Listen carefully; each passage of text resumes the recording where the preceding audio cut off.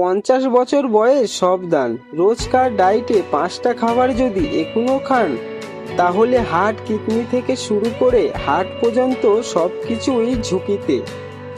আজ জানুন সেই 5টি খাবার যা এখনই ডায়েট থেকে কমানো জরুরি। বয়স বাড়লে আমাদের শরীর আর আগের মতো থাকে না। কমে যায় রোগ প্রতিরোধ ক্ষমতা, বাড়ে প্রদাহ, বাড়ে রক্তচাপ। তাই 50-এর পর খাওয়া দাওয়া নিয়ে সতর্ক খুবই জরুরি। 50-এর পরে ভাজাপুরি খাওয়া মানেই হাড়ের উপরে অতিরিক্ত চাপ। তেল গরম হলে যে ট্রান্সফার তৈরি হয় তা রক্ত কোলেস্টেরল বাড়ায়।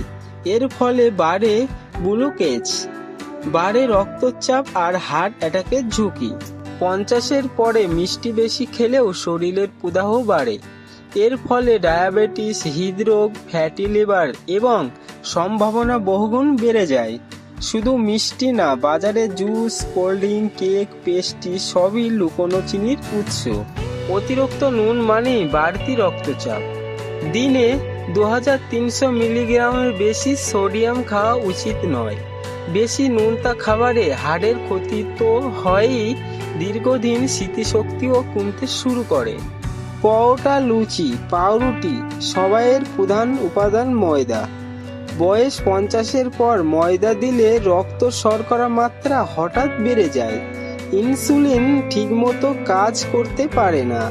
এতে বাড়ে ডায়াবেটিস ও ওজন। বয়স বাড়ার সঙ্গে সঙ্গে অস্থির ক্যালসিয়াম শোষণ কমে। মদ্যপান করলে সেই ক্ষমতা আরও কমে যায়।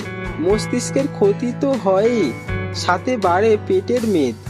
আর 50-এর পর এই মেদ কমানো অনেক কঠিন। এই খাবারগুলো কমিয়ে দিন আর যোগ করুন প্রোটিন, ফাইবার, শাকসবজি, ডাল, বাদাম আর পানি। দেখবেন আপনার এনার্জি, ঘুম, রক্তচাপ সবই বদলে যাবে। 50-এর পর সুস্থ থাকতে খাওয়া দাওয়া নিয়ন্ত্রণ জরুরি।